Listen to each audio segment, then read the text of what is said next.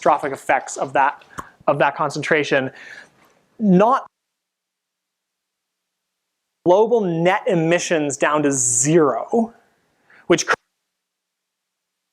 of carbon added per year. We also have to take an additional 300 billion tons out of the atmosphere and put it somewhere.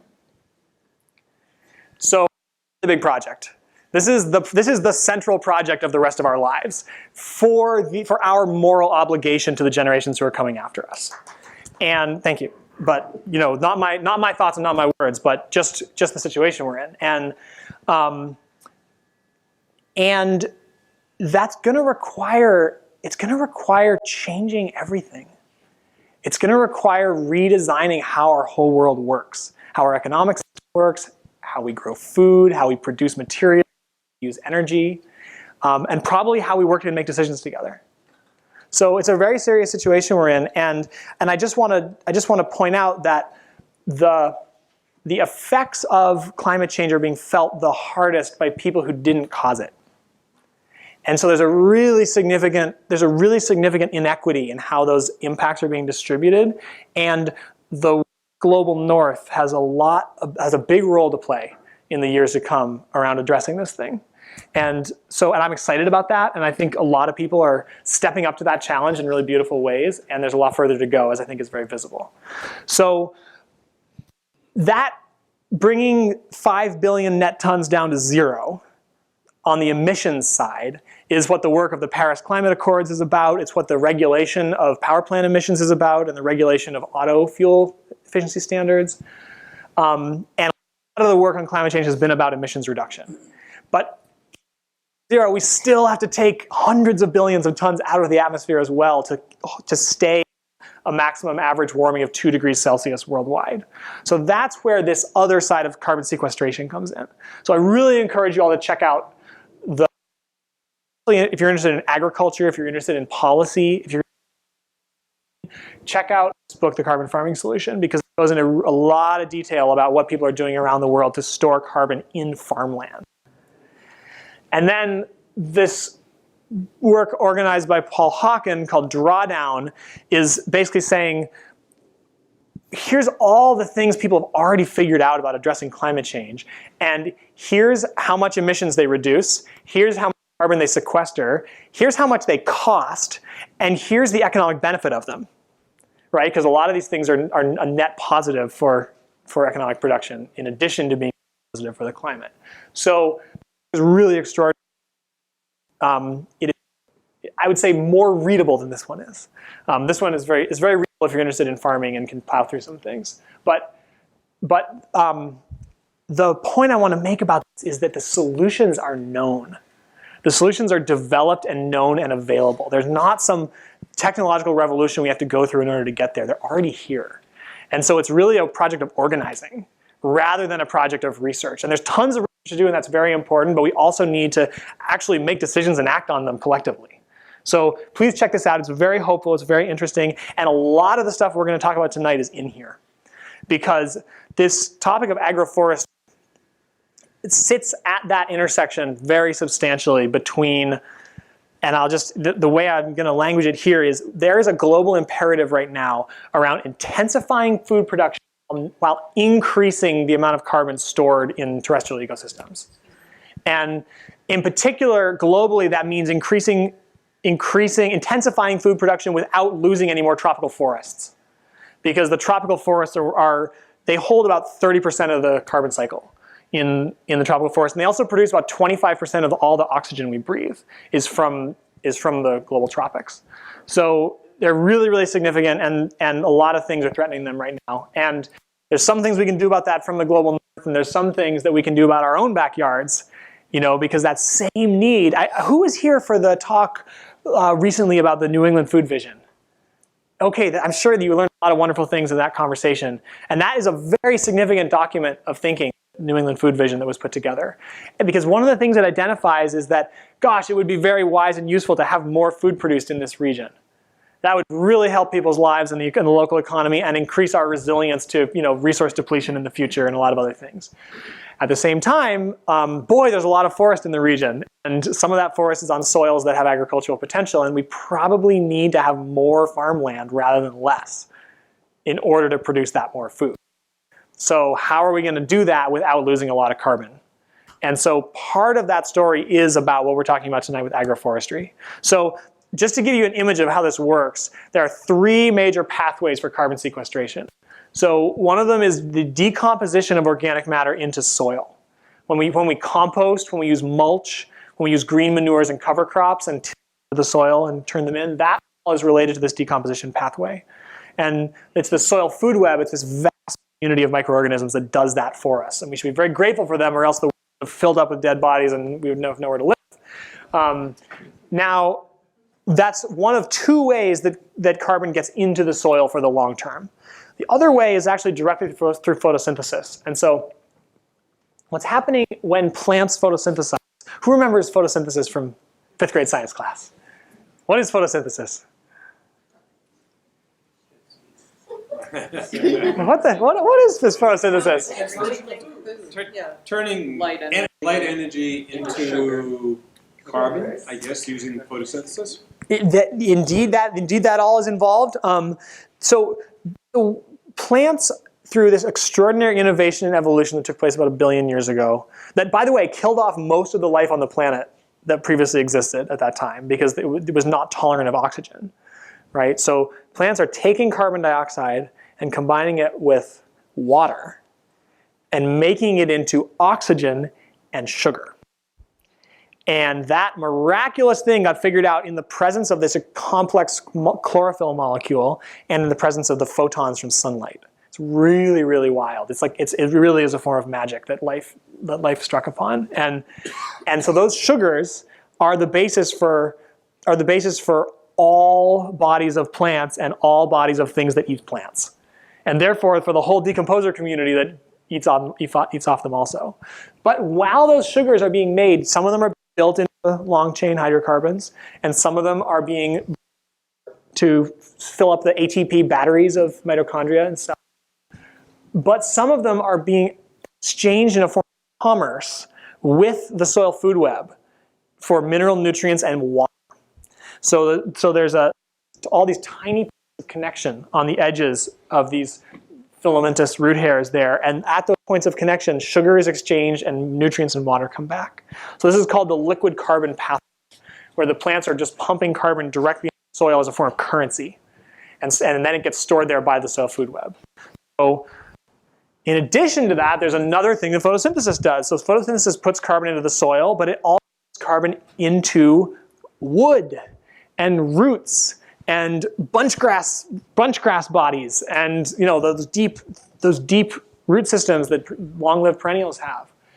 And so, in a nutshell, this is what carbon farming is. Carbon farming is about intensifying these processes in agriculture so that there's more carbon in the soil and there's more carbon in trees and long-lived perennial plants. And so we're just using decomposition and photosynthesis to achieve those things. So the really interesting details is how do you do that in every region of the world, in every climate, and every particular site and place. And so that's some of what we're going to explore for this place here tonight. So I just want to mention that there's another imperative in our larger world that I think what you all are doing here is very relevant to, which is that in the times of accelerating change and chaos that we're in, both because of climate change and ecological situation we're in, and also because of the social and political and economic situation we're in, there's going to be more and more of a need for refuges. There's going to be more and more of a need for places for life to thrive in concentrated forms of diversity. Because the stabilization of complex systems is threatening to diversity. It's threatening to all those evolved niches that different forms of life and different human cultures have developed over time, right? And so these rapidly northward marching hardiness zones are a very local example of that we can feel. We don't live in the same climate we did 20 or 30 or 40 years ago. And more change is on the way. I mean, we're headed for the climate of North Carolina, in this part of the world not too long from now. 30, 40, maybe 50 years out, but in a lot of our lifetimes. And that's going to mean all these new species are going to be coming on the airwaves and in the boots and tires of cars, and it's going to be a different world. And at the same time, I'm sorry? Oh, never mind. Very good. At the same time, there's also these people who are being affected by climate change the most. And so there are whole nations that are ceasing to exist right now because of the rising of ocean levels. And there are whole nations in the Arctic, in the far north, that are ceasing to be able to maintain their ways of life because of the melting of permafrost. And there are whole nations in the arid subtropics in the North Africa and the Middle East and South Asia who are, being put into intense scarcity because of climate change. And so it's contributing to a lot of the roiling conflicts between people that are existing in the world right now. And, I would say that the US and Western Europe have not done that great of a job with refugees to date around welcoming these people and helping them find new homes and new friends. But there's a lot more of these folks coming. We're talking 500 to 700 million climate refugees this century. So we got to get ready for that. We have to get our democracies ready for that. We have to get our communities and relationships ready for that because they're coming and they didn't cause the situation that is causing them to come. So just a little food for thought for you all, because there's a bigger situation surrounding us. And there's things we can do on the site scale, but there's a lot of things we have to organize together around that are bigger than one farm or one organization. So I just want to leave you with that thought here as we turn towards the farm itself. So back in the winter, some of the leadership of this property gathered and we had a conversation about what some of the objectives for this property might be. And we developed a few things. So one of the aims, and you heard about this a little in Kim's intro about the effort towards the new education center here. There's an aim around increasing the relationship surrounding community to this. And partly that was about more opportunities for education and learning. And partly it was about just people being able to explore and enjoy and use this place. And what are the implications of more human traffic here? What does that mean for the sustainability of the land base? What does that mean for the agricultural operation? And what they're going to be doing as they're exploring and enjoying. And also that this place might actually serve as a place that teaches. That people would go in their, not just with this farm, but with systems of life and systems of the natural world and systems of agriculture through being here.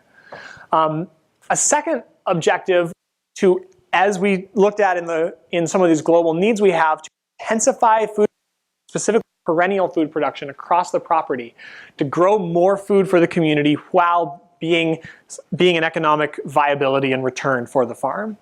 And then the third objective was about maintaining and wherever possible actually regenerating and rediversifying the ecological fabric of this place while doing these two things. So this is a tall order. This is more people, more food, and more diversity of life all at the same time. But this is no different than the design challenge that the 21st century is facing us with everywhere. This is a microcosm of bigger issues and challenges that we're surrounded by. So we went through a process over a period of months of landscape analysis. And I'm not going to walk through this in detail, but I know some of you were here when we did explore and present this site analysis a little bit more. Who was here for that experience? A lot of these good folks from the Conservation Commission and neighbors who are contributing a lot to the farm. And we, based on that site analysis of vegetation and microclimates and soils and a lot of other things, went through a process of a design charrette. And we learned, it was very cool, we learned that the word charrette, it comes from the old French architecture schools. And so people would actually carry their architectural designs in big carts. They would, like a wheelbarrow. So they would wheelbarrow their designs into this, and they would put them all up on the walls and criticize each other's designs. So that's not quite what we did, but in a similar kind of way, we were working in small groups and developing design thinking for the property based on that site analysis. And you can see some of those good folks here discussing different dynamics and tensions that were existing here.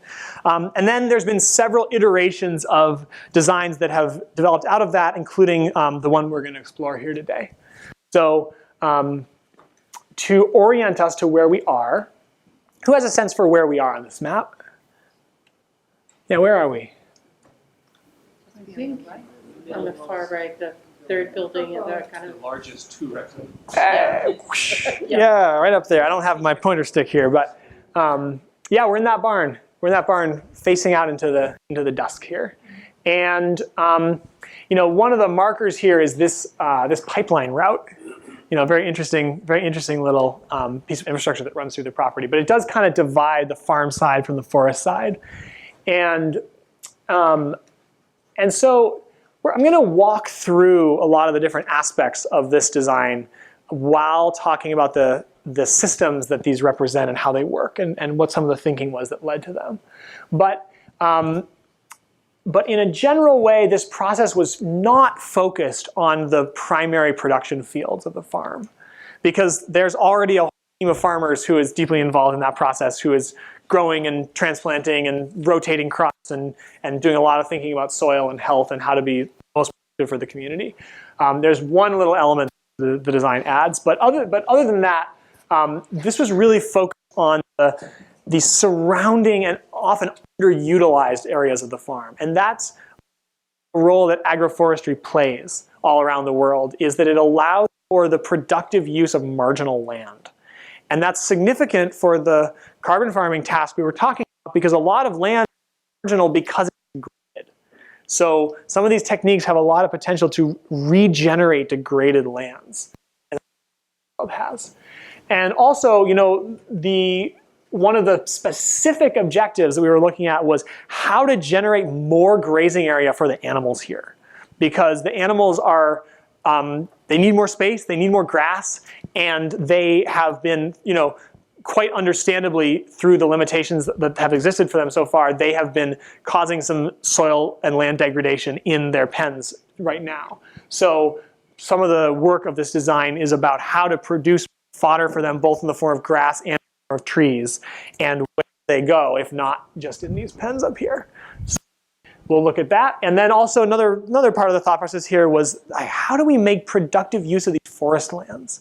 What is the appropriate and I guess I would say appropriate on ecological and agricultural and social cultural levels use of a forest property like this? Because there's options that are way on the side of intensive use, which would really alter the look and feel of this place. And then there's options that are way on the side of leave it alone, which wouldn't achieve some of these objectives that we have around intensifying production. And so agroforestry often sits at this intersection between farming and conservation, where sometimes it's trying to do both in one piece of land, and sometimes the agroforestry is actually the buffer and boundary between those two uses. And so you'll see some of both of those here. So there's a thing I want to, an image I want to offer you and understanding what agroforestry is. So, there's all kinds of jargony things we could say about what agroforestry is. Multifunctional, tree-based agriculture, okay? So it's not just serving one function. Hey, a pointer, thank you, wonderful. It's not one function, and we're actually trying to achieve multiple things through the same system. And that's a significant principle of ecological design, and it's how nature works. Nature does not just do one thing for one purpose, because life has evolved into these extraordinary diversity of ways to use resources and extraordinary symbioses with each other. So forestry is trying to imitate and replicate some of those natural dynamics. I want to actually read you a paragraph from an email I received. So some of you might remember from the very first meeting we had of this process, my good friend and colleague Russell came along to that meeting. And so Russell is a wonderful guy who lives in Amherst, Mass, and he just got married. So he's actually off on honeymooning in Europe right now. But of course he's going to all these places of agricultural interest. And so I just want to read you this. I want to read you this email paragraph because it's so remarkable. So, okay, so Russell writes, So the place where he is in Spain. It's a place called Corsica. Has anyone ever heard of Corsica? Okay, so just let this image grow in your mind here. Russell writes, my mind is still working with the experience of being in Corsica. And I'm going to really butcher this pronunciation. Castagnesia, specifically. Anyone know that word, Castagnesia? What's that? Okay, yeah. Right, casta. Yeah, we're getting there.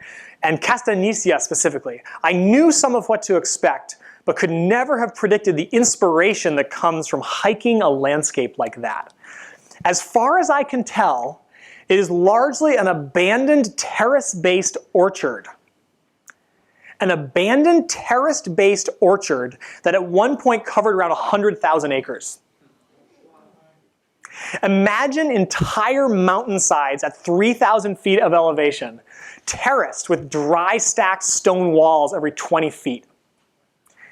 These terraces covered in oaks, chestnuts, hazels, apricots, raspberries, olives, walnuts, figs, mulberries, etc., etc., etc. While much of it has gone untended for decades, the bones are still there. And it completely opened my perspective on the scale to which we can implement integrative agricultural systems.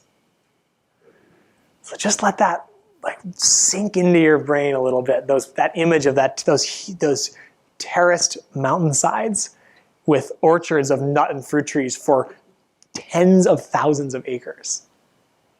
So every place in the world has an agricultural heritage that is just as awe-inspiring as that. And many places in the world, that agricultural heritage has been based on agroforestry and trees. Well, so that indeed changes in rainfall are a big factor, and we can talk about that. But there was a significant scientific paper that just came out that is essentially a rewriting of the history of agriculture on the planet. The modification of tropical forests for food production began at least 45,000 years ago on multiple continents. And it supported large, complex, urban civilizations for thousands and thousands. A fringe website. This is a peer-reviewed paper that thousands of people read. I can find it for you. The name of the journal, but that's pretty cool. So that's agroforestry as the origins of agriculture on planet Earth. And as soon as people came into Amazonia and South America, they started doing the same thing.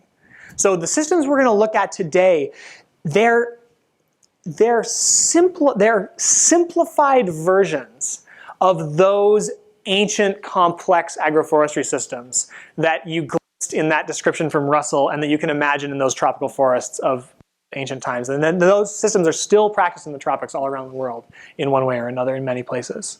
But so a lot of these systems, they have 3 or 4 parts, but the interrelationship with them is fundamentally the same as that older heritage that we have. So one of the systems we're going to talk about is silvopasture.